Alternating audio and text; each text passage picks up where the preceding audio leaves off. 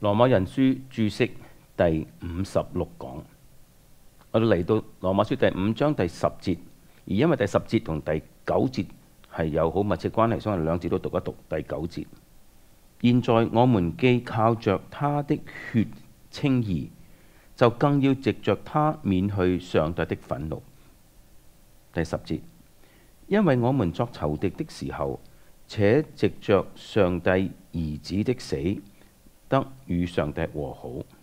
既已和好，就更要因他的生得救了。Verse 10 introduces new elements of truth to reinforce this confidence. 第10節介紹咗一啲關於真理嘅新嘅要素嚟增強呢個信心 ，or at least new aspects of the same truth to inform and establish this confidence. 至少我哋可以話呢，係介入咗一啲同一個真理嘅新嘅唔同嘅層面，去為呢一個嘅信心確據建立根基。For if while we were enemies, we were reconciled to God through the death of His Son, how much more being reconciled shall we be saved by His life? 因為我們作仇敵的時候，且藉着上帝兒子的死得與上帝和好。既已和好，就更要因他的生得救了。The analysis of this text requires us to take note of the import of the various expressions. 對呢一節嘅分析係需要注意到有好幾方面、5方面嘅表述佢哋嘅重要性格。Number 1，第一方面嘅表述 ，While we were enemies， 我們作仇敵的時候。The word enemies should be understood passively, not actively. 仇敵呢個字要從被動嘅角度去理解，而唔係主動嘅角度。That is to say， 換言之 ，it does not refer to our active enmity against God。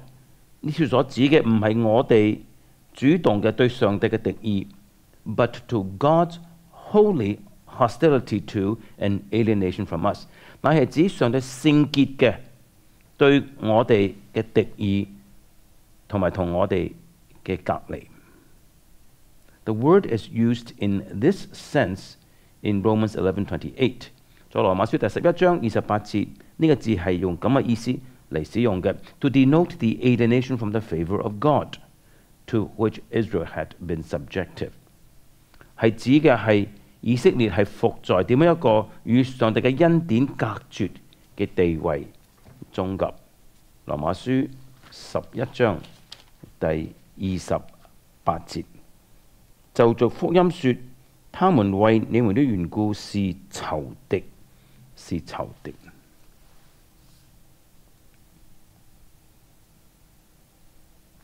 It is contrasted in this latter instance with beloved。喺羅馬書11章呢一個嘅上下文裏邊，作為仇敵係與蒙愛作為對照嘅。And beloved means obviously beloved of God, not the love of Israel to God。而蒙愛當然係指被上帝所愛，而唔係以色列對上帝嘅愛。Hence， 因此呢 ，enemies refer to an hostility of which God is the agent。呢處所講嘅仇敵呢，係指着上帝親自所表達出嘅敵意 ，and means the alienation to which Israel had been subjected in God's judgment。嘅意思就係講到以色列伏在上帝嘅審判之下，與上帝嘅分離。Furthermore， 不單如此 ，in 11:28。喺羅馬書第11章第28節 ，the sense of active hostility to God is not appropriate to the context。若說以色列主動嘅向上帝表達敵意呢，按照上下文嚟講係一個唔恰當嘅理解㗎。The context is dealing with the dispensations of God to Israel。上下文係講緊上帝對以色列所作出嘅安排。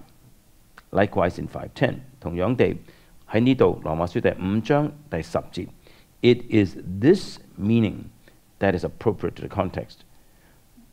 喺呢個上下文裏邊所恰當嘅意思就係呢個意思，上帝嘅敵意。What is in view is 保羅所諗到嘅係 the alienation from God， 從上帝而嚟嘅分離。And the fact that the reconciliation took place when we were in a state of alienation。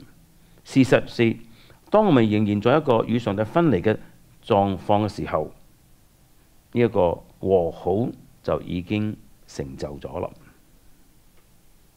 Number 2， 第二方面嘅表述 ，We were reconciled to God， 得與上帝和好，或者話我們與上帝和好。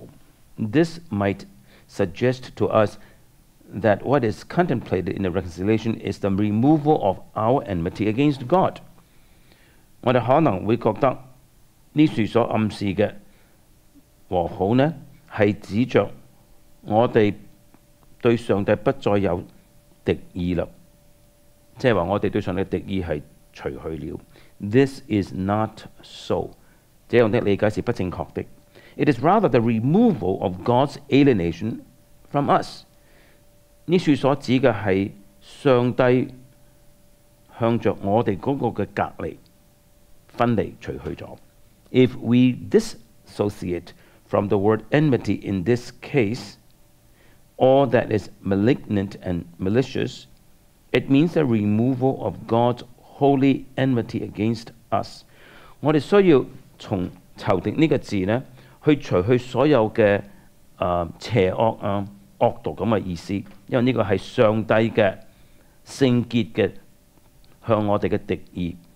咁呢處嘅意思就係講緊上帝除去佢向着我哋嘅聖潔嘅敵意。Only such an interpretation will satisfy the thought。 唯有咁樣一個解釋先至可以滿足保羅所諗到嘅。唯有咁樣一個解釋先至可以正確去解釋、去理解保羅嘅思想。A 呢處有5方面要考慮到嘅。A 第一方面 ，reconciled to God through the death of His Son， 藉着上帝兒子的死得與上帝和好。Is parallel to being justified now in His blood in verse 9。 呢個與第9節所講嘅靠着他的血稱義係平衡嘅。The latter, as was noted above。 而第9節嗰個靠着他的血稱義呢，我哋喺上文指出 is strictly forensic， 嚴格嚟講係法律上一件事。Hence reconciled must also be forensic in character。 因此呢處所講嘅和好，亦必須係有着法律上嘅性質㗎。But the removal of our enmity, whether viewed as an act of God or an act of ours, is not forensic in its nature。 但係除去敵意，不論係上帝向我哋嘅敵意，或者我哋向上帝嘅敵意呢，除去敵意並不是一個性質上法律上嘅事。It is ethical， 係一個道德上或者心裡面嘅一件事。In contrast with what is forensic， 係與法律上嘅事係相對照嘅。This consideration of itself is sufficient to show that the reconciliation must be interpreted in forensic terms。 咁樣考慮本身就足夠指出呢處所講嘅和好必須要從法律嘅角度去理解。Otherwise, a parallel would break down。 不然嘅話，呢個平衡就不成立了。B 第二方面考慮 ，reconciliation is viewed as something accomplished once for all in the death of the Son of God。 呢處所指嘅和好呢，係一次過藉着上帝嘅兒子嘅死所成就嘅。But the removal of our enmity to God cannot be regarded as something accomplished once for all in the historical past。 但係若是指我哋向上帝嘅敵意呢，我哋嘅敵意嘅除去，不是一次過喺歷史嘅過去所成就嘅。C 第三方面考慮。In verse 11 we are said to receive the reconciliation。 第11節保羅話我哋領受呢一個和好。This form of statement is not suited to the notion of the removal of our enmity。咁嘅講法係唔適合嚟表達我哋向上帝嘅敵意被除去。The removal of our enmity, however it is construed, refers to a subjective transformation。我哋嘅敵意嘅除去呢，不論我哋點樣去理解呢，係指到一個主觀性嘅內在嘅改變。Whereas receiving the reconciliation implies, as Sanday and Headlam observe, that the reconciliation comes to man from the side of God。但係假如係講緊我哋領受呢個和好呢，正如 Sanday 同埋 Headlam 兩位學者所指出，就暗示着呢個和好係從上帝嗰方臨到人呢一方㗎。It is a gift received。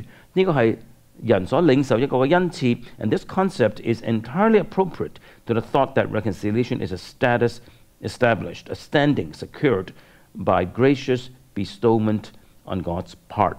咁一個概念咧，完全適合去表達出呢個意思，就係話呢，和好係一個所設立嘅地位，係由上帝嗰方白白嘅恩典所賜予，而確保一個嘅地位 standing。D 第四方面嘅考慮 ，This concept of reconciliation is in agreement with what stands in the forefront at the beginning of this passage。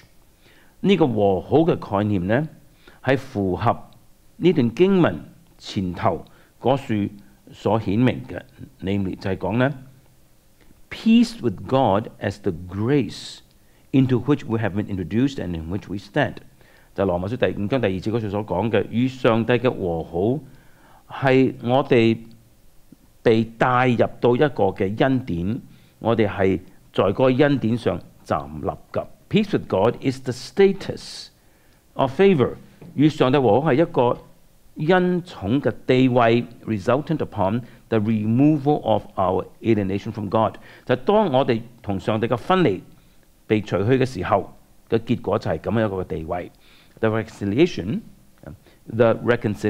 viewed as the removal of God's alienation from us is correlative with peace with God。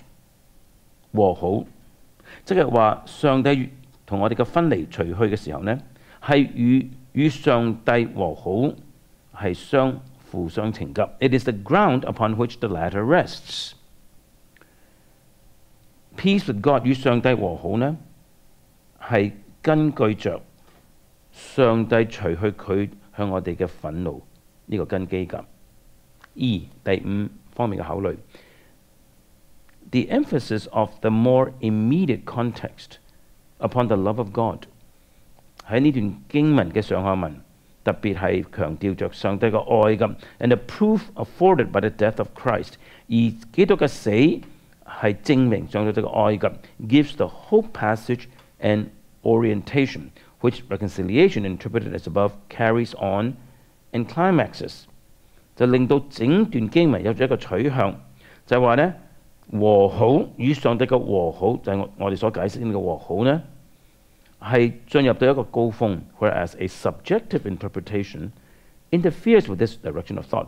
而假如我哋認為係我哋與上帝和好嘅話呢，就會，但係假如我哋以為係我哋與上帝和好呢，就與呢一個嘅保羅嘅思路係有所衝突 ，and is not in agreement with the governing thought of the passage， 係唔符合呢整段經文主要嘅思路咁。Number 3， 第3方面嘅表述 ，the death of his son， 他兒子的死 ，the title son， 兒子呢個頭銜 ，the title son， 兒子呢個頭銜。Appearing now for the first time since the introduction 1:3 and 1:9， 係自從羅馬書嘅引言，即係第1章第3節同第9節到而家係第一次再出現㗎。Draws our attention to some highly relevant considerations， 就令我哋注意到一啲非常與呢個相關嘅一啲嘅考慮嘅4方面嘅考慮。A 第一方面嘅考慮 ，the person of the Godhead specifically in view as the one to whom we are reconciled is the Father。喺三位一體三個位格裏邊呢，我哋係特別與父神和好㗎。This follows from the fact that the title God in this verse refers to the person with respect to whom Christ can be called the Son。呢處係有根據㗎，就係因為神喺第10節呢處神上帝呢係指邊個位格呢？係指基督稱為呢個神嘅兒子嘅 ，and only of the Father can Christ be called the Son。而基督唯獨係父上帝嘅兒子嚟㗎。B 第二方面嘅考慮 ，the title God therefore in verse 8 must also have the Father specifically in mind。因此第8節嗰處講到上帝呢，就一定係指父上帝咁。Hence it is the Father who commends His love toward us。因此係父上帝向我哋顯明佢嘅愛。And the same holds true for verse 5。而第5節仍然係一樣㗎。It is specifically the love of the Father that is shed abroad in our hearts。在我哋心裏邊被澆灌嘅，特別係父上帝嘅愛嚟㗎。C 第三方面嘅考慮 ，that we are reconciled to the Father, and that it is the love of the Father that is commended to us, guards against any supposition to the effect that the Father's love is constrained by the reconciliation, as also against the thought of incompatibility between love as an antecedent and reconciliation as consequent。我哋係與父上帝和好，而且係父上帝嘅愛向我哋顯明㗎。呢兩件事就難咗任何人作出一啲嘅誤解。第一個誤解就係父上帝嘅愛係因為呢個和好被激動而去愛我哋㗎。第二個誤解就係話呢，愛作為一個先前嘅動力，同埋和好呢係愛嘅結果，呢兩個都唔啱㗎。The simple lesson is that 呢處好簡單嘅經文嘅教訓就係話呢 ，The Father loves and is also reconciled。父上帝愛，父上帝和好。And the reconciliation is one of the ways in which the intent and effect of the death of Christ, the supreme proof of the Father's love, are to be interpreted。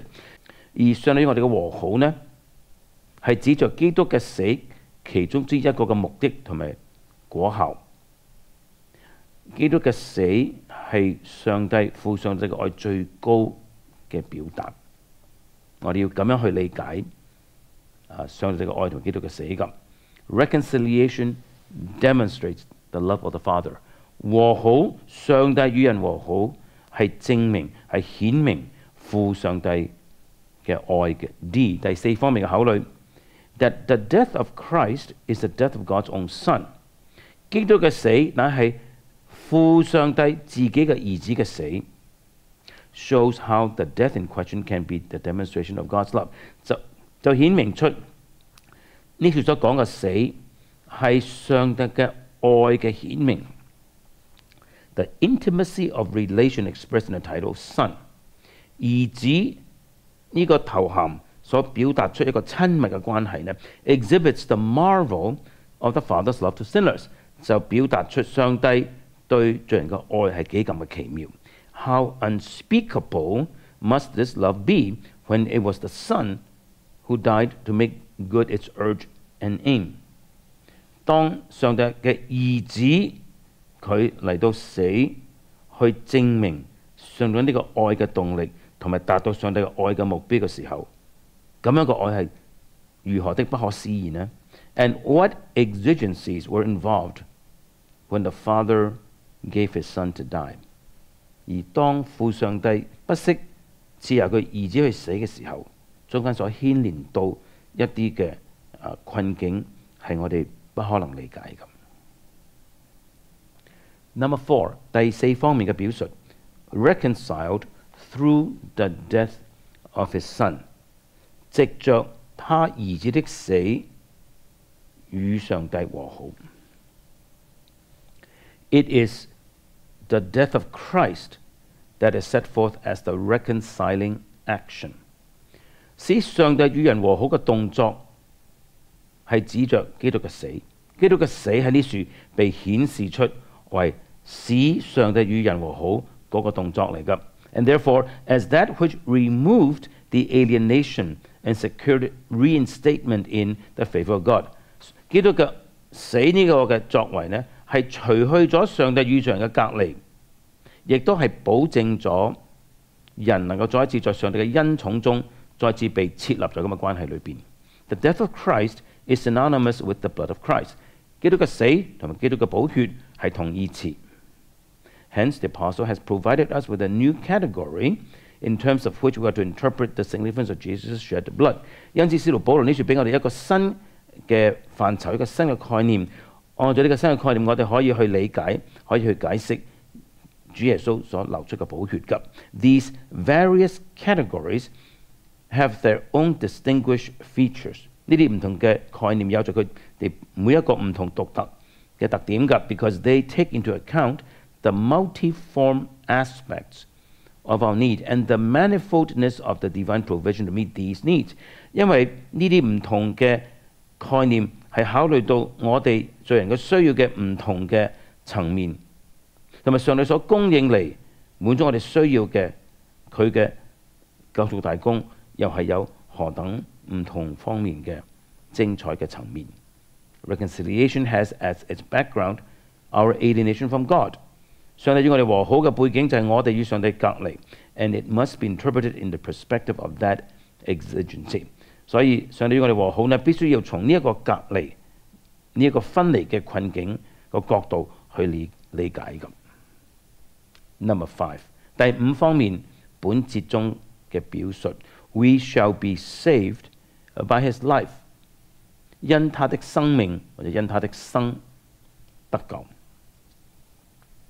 The life of Christ referred to here is not what we often speak of as the life of Christ。His sojourn in this world in the days of his flesh。